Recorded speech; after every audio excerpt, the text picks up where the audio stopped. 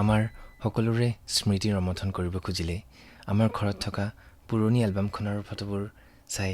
nostalgic হৈ পৰোঁ আমাৰ সেই স্মৃতিখিনি সজীৱ কৰি ৰখাত সহায় কৰা ফটোগ্ৰাফাৰ এজনৰ কথা জানো আহকচোন গোৱালপাৰা চহৰৰ আটাইতকৈ পুৰণি ষ্টুডিঅ'খনৰ কথা জানেনে গুৱাহাটীৰ পৰা আহি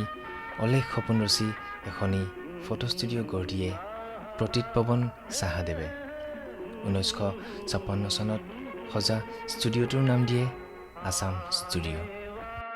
আপোনাৰ দেউতা ফটোগ্ৰাফাৰ আছিল আপুনিও ফটোগ্ৰাফাৰ আপোনাৰ ল'ৰাও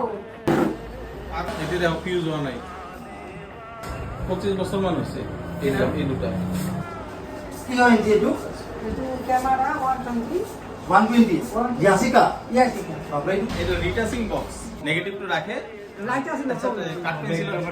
কাট পেন্সিলৰ দৰে এটা টাচ কৰিছে এটা 50-55 বছৰ